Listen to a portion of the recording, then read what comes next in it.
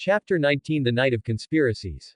Looking at his son's lifeless body on the stone bed, Joran's face was expressionless. A look appeared in his eyes, a frightening calm, tinged with a touch of madness. The hand holding the cane squeezed the exquisite wood so hard that it began to dent. Invite Lord Lorien to my mansion, but don't alert anyone, do everything in the shadows. Joran spoke in a calm tone, but the butler felt a chill run down his body. He had never heard such a calm voice in his life, especially coming from Joran. Yes, master. The butler, who was a slave, spoke in a respectful tone and left the small temple at the back of the mansion, leaving Joran alone. Miller, torture that slave girl, I want her to speak every word. Even if she begs to die, she must not die. Joran spoke in a cold tone to the bronze warrior behind him. Miller was a middle-aged man at the peak of a bronze warrior. He was an experienced warrior who had lived many years as a mercenary. Yes, my lord. Miller nodded his head and spoke with a calm look. He looked at the dead child on the stone bed with a look of pity. He was the child's teacher, but the child who once trained with such fervor now lay lifeless on a cold stone bed. Joran said nothing and continued to look at his dead son on the stone bed. To tell the truth, he didn't need the slave girl's confirmation, but to vent his anger, the woman would have to suffer for a long time. Touching his son's cold forehead, a rare gentle look appeared on Joran's face, and a whisper hung in the small temple. Go with the gods, son, I will avenge you. At Olson's mansion, Venero looked at the queen and the two princesses with a gentle look, like a kind old man. Who would have imagined that he was the leader of one of the world's largest religions? However, the high priest's gaze was mainly on Daenerys. In his eyes, the girl was a red sun emanating flames and divinity. Although it was not the divinity of R'hllor, the flames seemed to bow to the girl, as if seeing their queen. If Lorien were not a god and chosen by R'hllor to save humanity, he would have thought the girl was Azor Ahai reborn in her female form. Your Grace. Venero greeted Rhaella and looked at the two girls. Princesses. It is an honor, High Priest. Rhaella looked at the High Priest of the Red Faith and greeted him back with respect. Although she already knew of his existence, seeing the man in person still surprised her. I met Maekar once, he asked me to resolve some of his doubts. You have his eyes. Venero smiled and looked at the woman before him with a sigh. Being so old, he had really seen a lot. He saw the dance of the dragons, he saw the death of many important men. Venero's words surprised Rhaella, Daenerys, and Nerys. They never imagined that Venero actually knew their ancestor. This was absolutely incredible in their eyes, as it meant Venero was hundreds of years old. Let's eat. I'm too old to stand. Venero spoke and sat down in the chair while only enjoying a simple bread that he dipped in water to eat. It was simple food, but enough to fill his stomach. Lorien looked at his sumptuous plate and then at Venero's plate, which contained only bread, and felt a little speechless. This made him look like a terrible host who didn't even prepare food for his guests. Your Grace doesn't need to worry, I have vows of food and drink, I can only eat bread and water. Venero noticed this and spoke with a quite pleasant laugh. He had taken vows when he was just a boy entering the Red Temple of Planetos. Lorien nodded and was no longer bothered, but he truly admired Venero's devotion to his god. He didn't understand, but he respected it. I heard from Dany that you are a sorcerer, is it very different from the path of warriors? Lorien asked as he brought a glass of juice from a fruit that resembled an orange to his lips. Venero looked at Lorien with surprise but still replied with a smile. Magic is dangerous, Your Grace. If it weren't for R'hllor's blessing, you would be seeing a mummy without flesh and blood. A monster in every sense of the word. The high priest spoke in a gentle tone, but with a touch of desolation. Magic has a price, and often the price is enormous. Many sorcerers can't even advance to the silver stage, many die in experiments or practicing some ancient magic. If possible, Venero really didn't want to follow that path and preferred to be a warrior like Makoro, who didn't have to worry about dying because of magic. Lorien looked thoughtful. From what he remembered, George Martin didn't see magic like other authors. For him, magic was something distant, unknown, and dangerous. There was no solid and coherent magic system like other famous authors. From Venero's words, Lorien could imagine that sorcerers only used their bloodline to manipulate elemental forces, but this came at a price, and often the price was too high. This could be seen from Venero's appearance. If the high priest was like this, even with R'hllor's help, Lorien could imagine the deplorable situation of the other sorcerers. He also understood why everyone in this world seemed to repudiate any magic. This kind of thing was really dangerous, especially the sorcerers, experiments that could cause serious harm to everyone around. What do you think about subjugating all the three daughters? Lorien asked, looking at Bonero with a calm gaze. As soon as Lorien said this, everyone's eyes focused on him. His intentions were as clear as day. Bonero didn't seem surprised by the question and answered calmly. Not exactly difficult, it has happened before and can happen again. The only problem is that the distance between the three free cities is enormous.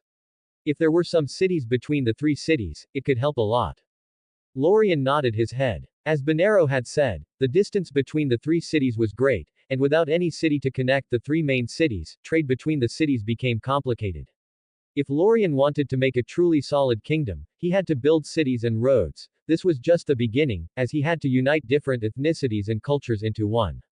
Bonero continued speaking in a calm tone, as if it were a normal conversation. I will give you 10,000 armors and 10,000 blades and spears. As for the soldiers, your grace needs to conquer them on your own. If the armors are not enough, I can send more.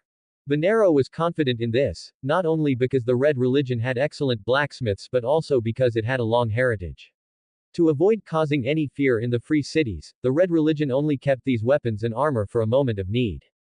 Hearing the high priest's words, Lorien smiled with a satisfied look. It would take years, if not decades, if he had to make so many armors and weapons. That is, if he had a sufficient number of experienced blacksmiths. Otherwise, that number would increase by a few more decades.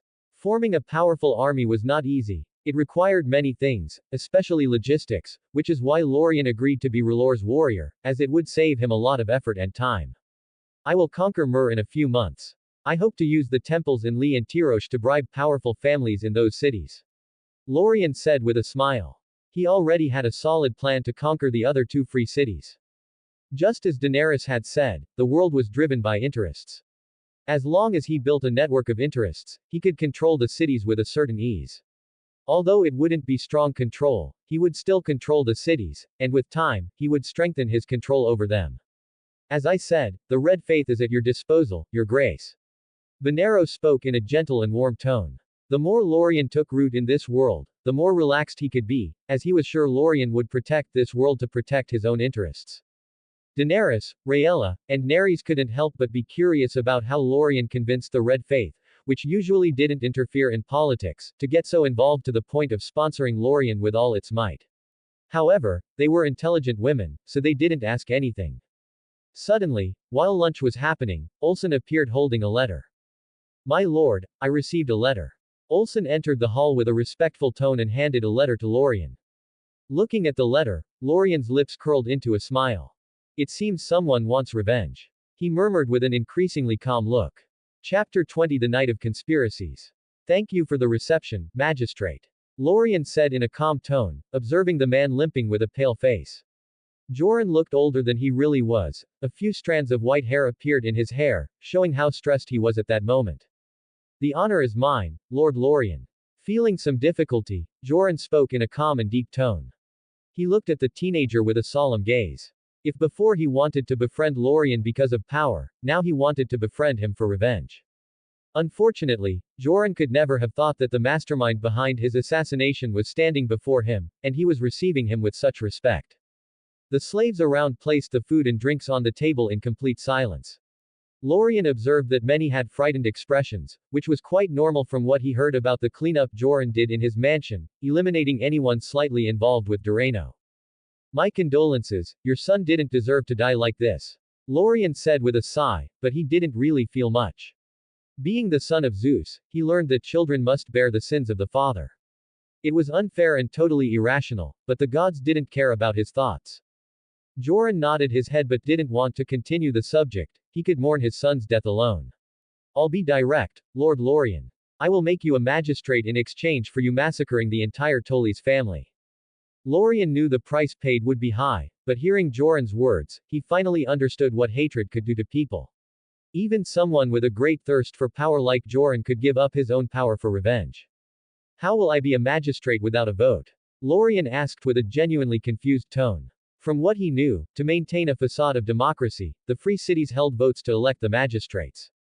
A magistrate can elect a vice magistrate. I can resign, and you will automatically become the magistrate. Joran spoke in a calm and indifferent tone, as if what he had just said was not a big deal.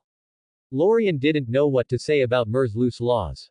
He finally understood how decadent this world was, as there were practically no channels for common people to rise in the hierarchy. But this was a good thing for him, as he would easily gain the support of the people. Showing a helpless and hesitant expression, Lorien pretended to sigh and shook his head. "Forgive me, magistrate, but I must refuse, I'm not exactly suited to govern," he said in a helpless and despairing tone. Joran looked at his face and, seeing his young appearance, was speechless for a while. Lorien's words were true. How would a teenager know how to govern a city of millions of inhabitants? "Lord Lorien, you don't need to worry, there are many people who will assist you. It took me a few years to finally get used to all the work," Joran couldn't help but say as he showed an apprehensive expression for the first time. Without Lorien, killing Doreno would be difficult. Without Lorien, he would never get his revenge. "I will think about the proposal, but don't expect a satisfactory answer. I really don't want to waste my time with bureaucracy." Lorien spoke with a sigh while internally feeling that the Academy owed him an Oscar. Hearing his words, Joran seemed disappointed but didn't force Lorien to stay longer. If he were in Lorien's place, he also wouldn't get involved in this conflict. After all, although a golden warrior was strong, he could be seriously injured by the scorpions. When Lorien returned to Olsen's mansion, he lay down on the sofa and couldn't help but smile, satisfied with his performance. Now he just had to wait for the letter sent by Doreno to arrive, and things would continue as he had planned. However, he had to thank Doreno for being cruel enough to kill Joran's son. Otherwise, this conflict would take some more time to truly escalate into a fight between the two families, a fight to the death. But with the death of Joran's son, the conflict intensified much faster than normal, which greatly facilitated his plans. When Lorien was thinking deeply about his next steps, the door to his room was opened, and a head looked curiously into the room. Looking at Lorien on the sofa, Neris's face lit up, and she knocked on the door with a few rhythmic taps. "You already opened it, come in." Lorien rolled his eyes and sat up on the sofa. He hadn't talked much with the eldest daughter of House Targaryen. The woman still seemed embarrassed about trying to seduce him, which he found funny. Lorien was not unaware of Daenerys's and Neris's obvious intentions. He was having fun watching the two girls trying to get his attention. Although it was somewhat sadistic, he quite enjoyed this game of seduction. It was entertainment he enjoyed after arriving in this world. In a world without TV, air conditioning, and without his PS5 with his Elden Ring, he liked to pretend to be innocent while observing the helpless expressions of the two girls. Believe me, it was incredibly fun to see two girls trying to fight for his attention. "How were the negotiations with the magistrate?" Tucking a lock of hair behind her ear, Nerys asked in a gentle and elegant tone. She sat down next to Lorien and looked at him with a slightly penetrating gaze. "Absolutely excellent. He practically wants to pass the position of magistrate to me," Lorien said with a smile, remembering the conversation with Joran. Showing an amused expression, he continued speaking. "Of course, there's the option that he's trying to use me as a weapon and then try to kill me with the scorpions when I finish the mission." Nerys nodded her head, finding the possibility very real. After all, who would give up their own power if they could keep it? Joran's proposal seemed good, but it was a blank check without funds, practically useless if Joran refused to pay. Knowing this, how could Lorien accept such a thing? He could very well wait for Doreno and see his proposal. As Lorien talked with Nerys, a letter arrived in his hands from Olsen. Originally, Lorien thought it was from Doreno, but seeing Caliros Voron's name on the back of the letter, the demigod's smile grew wider. He expected Doreno to contact him, but who would have thought that Caliros, the oldest of the three magistrates, would contact him first? This was not in Lorien's plans, especially at this moment. Handing the letter to Nerys, Lorien waited for her to say what she thought of the letter before saying anything. Do you think he discovered something or simply wants to feel a sense of security in this troubled moment? Nerys asked with a calm look and a coldness in her eyes. She had lost her elegance and grace, replaced by a calm worthy of being a princess heir to a kingdom. Lorien's smile grew. He wasn't worried about what was happening but found things amusing.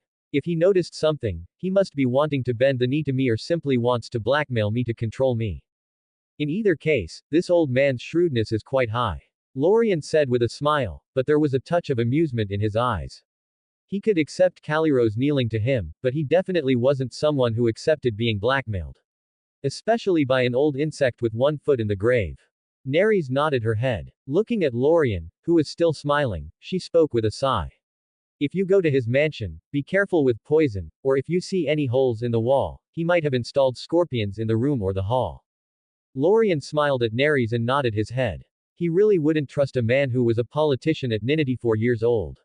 Callirose being alive alone showed how cunning and cruel the man was. Nerys thought of something and spoke with a solemn look. They say Callirose used slave blood to extend his life, so it's possible he has a sorcerer in his mansion. Lorien showed a surprised expression but nodded his head with a more serious expression. He could be arrogant, but he learned that he should never underestimate the enemy. Chornos lost the throne due to arrogance, because if he had attacked Zeus when he was still assembling his own army, he wouldn't have lost the throne.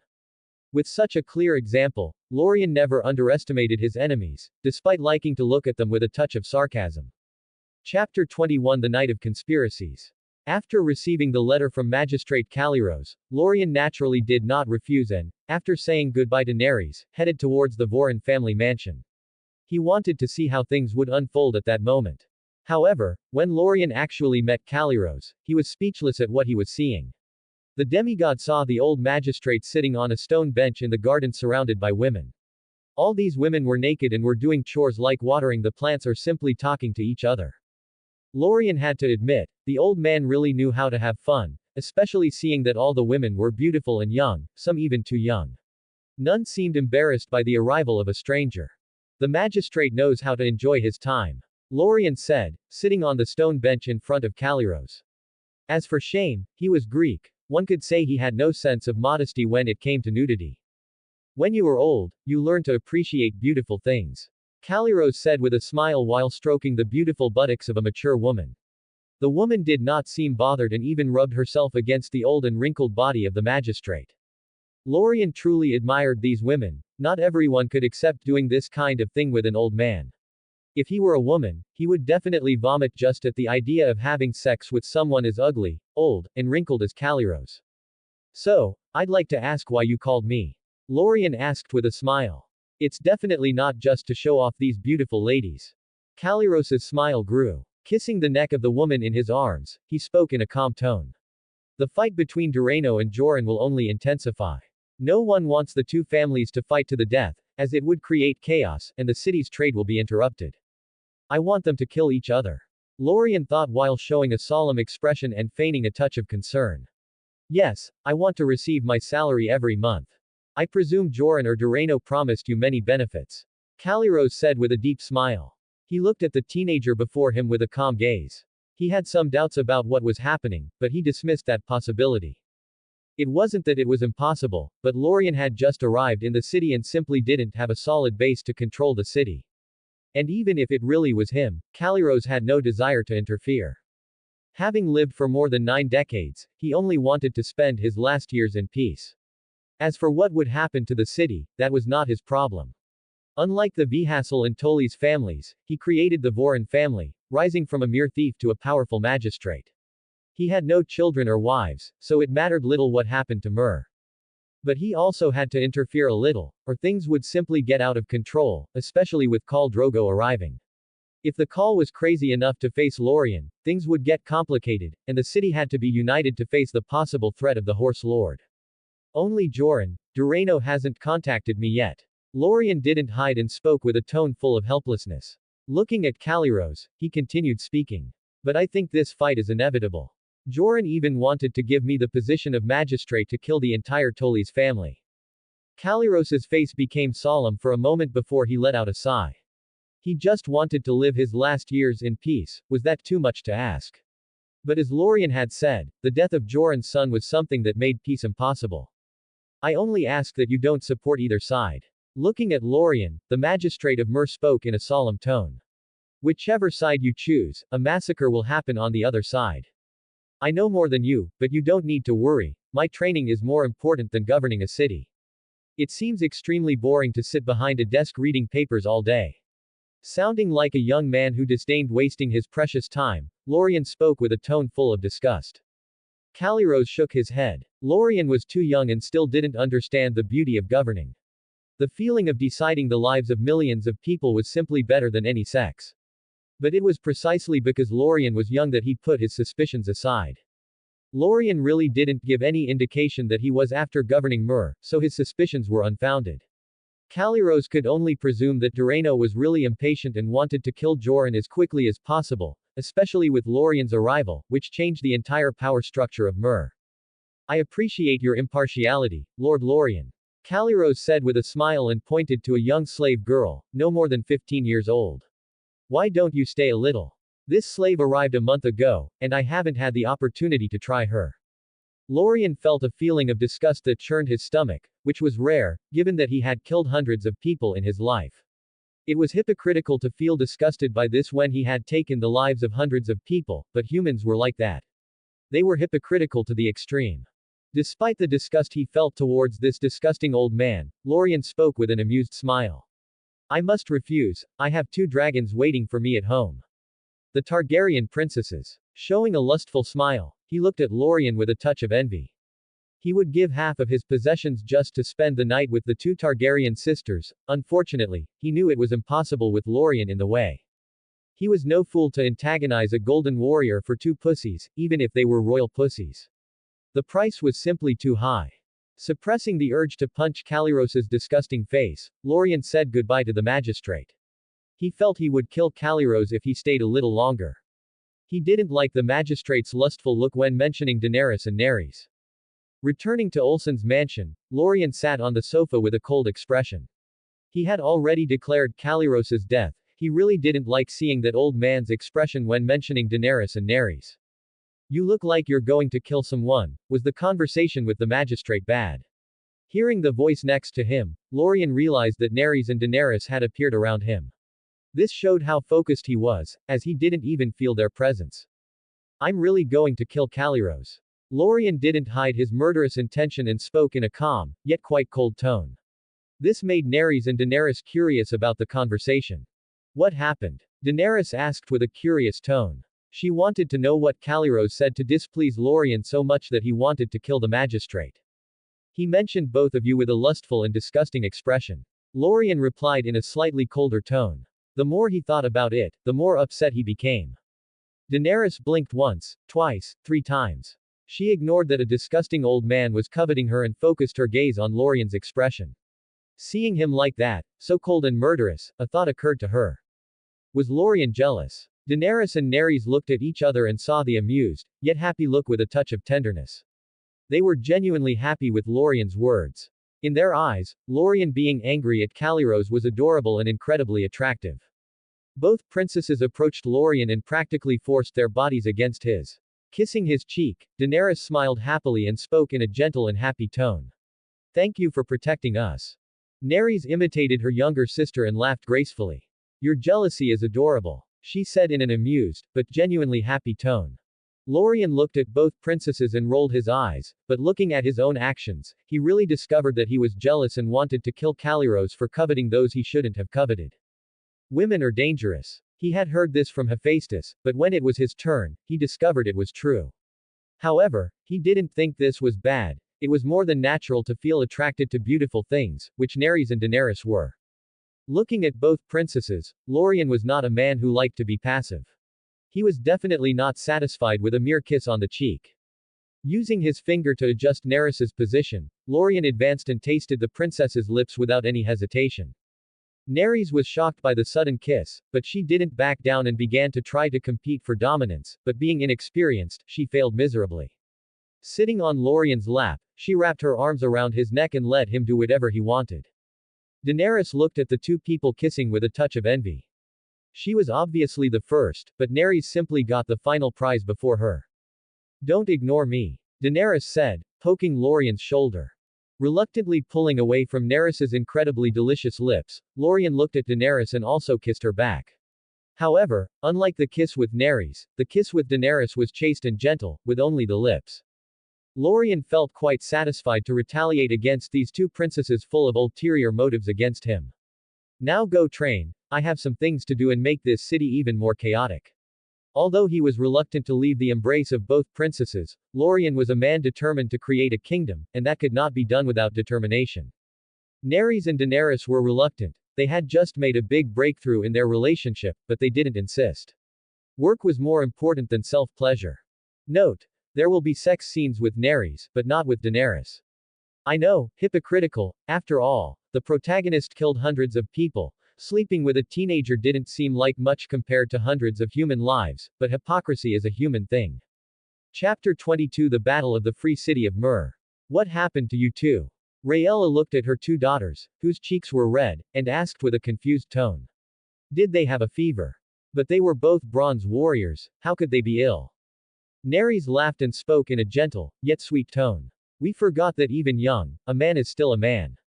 Remembering what had happened, she found it incredibly funny. They provoked and were punished for it. As for the punishment, she didn't mind being punished more often.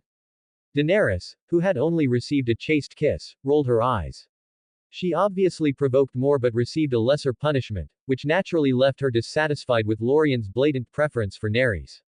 Looking at her older sister's body, Daenerys didn't see anything different from hers. Big breasts and butt. Neres didn't have that. The women of House Targaryen were always beautiful but were slender and delicate, without any voluptuous curves. So, Neres's body is not essentially different from Daenerys's, only the height was different, which is why Daenerys was dissatisfied with being kissed with such chastity. She also wanted a hot and lustful kiss that Neres and Lorien shared.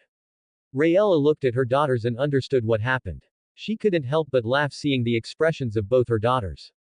Showing an amused smile, she said, It seems I forgot to tell you that you shouldn't provoke a man, especially a young one. How could Rhaella not know how easily men were aroused, especially young men who were becoming men? From what she knew, this type of young man practically saw everything with a sexual connotation. Even a tree with strange curves could be material for them to practice self-love. However, it seems you are satisfied. Rhaella commented with a smile, seeing the two daughters acting that way. She was also satisfied with the current situation, especially knowing the deplorable situation House Targaryen was in, with only 3 living members. Honestly, this was extremely dangerous. Anything that happened to them would make the main line of House Targaryen disappear from the world. Marrying Lorien not only strengthened House Targaryen, but the number of members could increase in the near future. I'm not asking you two to be like good Queen Alysanne, but at least you should have 3 or 4 sons and daughters. Rhaella said with a smile, excited to have her grandchildren in her arms. She liked a large family. The more children running around the castle, the happier she would be. Neres and Daenerys looked at each other and saw the helplessness in each other's eyes. They were still virgins, and their mother was already insisting that they should have children as soon as possible. If Rhaella knew about Lorien's lineage, she wouldn't have worried about having grandchildren in the future, because if there was one thing Lorien had inherited from Zeus, it was the ability to generate children. Let's not talk about that now. Lorien is preparing to take the city in the coming months. Neres spoke, diverting her mother's attention from her future grandchildren. She really didn't want to get into that subject now. Rhaella nodded and showed a look of admiration, remembering Lorien's conspiracy. It could be said that if things continued this way, Myr would bend the knee before Lorien. We will help him. Daenerys spoke with a tone full of ambition. It's been a while since I wanted to build a spy organization. Neres and Rhaella looked at Daenerys, surprised by her words, but both nodded their heads. They also wanted to help and not be a burden to Lorien, who is gradually creating his kingdom. Lorien didn't know what was happening between the women of House Targaryen. At that moment, he was acting in front of Doreno. Just like Joran, Doreno invited him in secret and told him the countless benefits he would gain by joining his faction. How could Lorien accept a blank check without any sincerity? He said the same thing he said to Joran and returned to the mansion. He would not leave Olsen's mansion again, at least not during this period. His actions practically said that he would not get involved in the conflict between the two magistrates. Lorien's actions naturally aroused dissatisfaction among the two magistrates, but they soon discovered that Lorien remaining neutral was the best they could hope for. Without a golden warrior capable of cutting humans like vegetables, the battle would be much easier to manage. Lorien knew this and remained in the mansion while enjoying his work and watching both armies killing each other. For a moment, he thought he was watching the Trojan War unfolding before him. And just as Lorien expected, driven by hatred and revenge, Joran was decisive in his actions. Led by 10 bronze warriors, 200 apprentice warriors advanced through the streets of the city of Myr in a disciplined battle formation. Curiously, all 10 bronze warriors were unsullied coming from Meereen. They were slave men who were castrated when young, forced to kill a baby in front of its mother as a final proof of discipline and obedience. These were the Unsullied, one of the most powerful armies in the world. Of course, the price of 10 unsullied bronze warriors was enough to provide food for a few tens of thousands of normal soldiers. Obviously, these Unsullied were well hidden, and no one knew that Joran possessed such powerful private soldiers. Although Doreno did not have a number of bronze warriors, he far surpassed Joran in the number of apprentice warriors. With 500 apprentice warriors, all wearing metal armor, shields, and spears, the balance of the battlefield became extremely delicate. The conflict continued for 2 weeks and seemed to have no end. Both armies clashed several times in these 14 days. With each advance, everyone tried to reduce the numbers on both sides. Casualties naturally began to increase, especially on Doreno's side. Although he was greater in number, the quality of Joran's army surpassed his, especially the 10 Unsullied warriors. When the 10 Unsullied entered battle formation, they seemed to have only one body, making a true killing machine. Even with greater numbers, Doreno lost a significant amount of troops at this moment. However, Doreno was not worried, as the enemy's death toll was also decreasing. At this rate, without any element of surprise, the number of dead would make Joran's army crumble like a sandcastle. Doreno could afford to lose a number of troops, but Joran could not when they had less than 200 men. And once Joran's army was destroyed, the 10 Unsullied would be like fish ready to be killed. After all, although bronze warriors were powerful, they were still human and had limited stamina. In a war of attrition, Doreno was confident in killing all 10 Unsullied without any problem. Looking at a part of the city, which was now empty, Doreno's eyes showed a trace of satisfaction. He had long wanted to eliminate someone as dangerous as Joran. He could see that the magistrate was a dangerous man and definitely cunning and cruel. How could he sleep well knowing that he had made such a person his enemy? Doreno even used poison tasters to see if his food was poisoned. Bringing the golden cup containing wine to his lips, Doreno smiled and toasted towards Joran's mansion. He could imagine the man's terrible mental state. Especially with the death of Joran's son, the man must be paranoid and suspecting even his own shadow. However, the smile on Doreno's face could not continue, as his butler burst into the room and spoke in a hurried tone. Magistrate. A bad premonition arose in Doreno's heart. The bad premonition became real with the butler's next words. The soldiers are poisoned. Clenching his jaw, he asked in a solemn tone. How many deaths so far? None. The butler shook his head and continued before Doreno could ask. The soldiers are going to the bathroom every 5 minutes, they have gone so many times that they are pale and their legs are trembling. Doreno's face darkened. He knew it wasn't a poison to kill but to induce the soldiers to defecate. This wouldn't be a problem if it were once or twice, but if you went to the bathroom dozens of times, it was a big problem. Are the slaves who test the poisons dead? How could you not notice anything? Doreno started asking in a calm tone but roared at the end of his sentence. The butler showed a terrified expression, but it really wasn't his fault. The poison tester ate the soldiers, food and water, but he only got diarrhea. Instead of thinking he was poisoned, he thought the slave ate something bad before the test. After all, this type of poison was not common and was definitely not well known. When the butler saw that more and more soldiers were going to the bathroom, not just once or twice, he finally noticed something was wrong, but it was already too late. Reinforce the wooden walls, and the healthiest ones continue to be vigilant. Doreno gave the orders in a calm tone, or at least he was trying to be calm, because if he were Joran and knew what was happening to the enemy's soldiers, he would attack without any hesitation. Doreno's face turned pale thinking about the enemy army attacking his soldiers, who were weak because of the poison. Go and invite Garrick to my mansion. Looking at the butler, Doreno added in an urgent tone. Read the advanced chapters on my Patreon. Gots. Read my other books. Game of Thrones, The God Emperor of Planetos 500,000 words written. Percy Jackson. Godwin the Golden.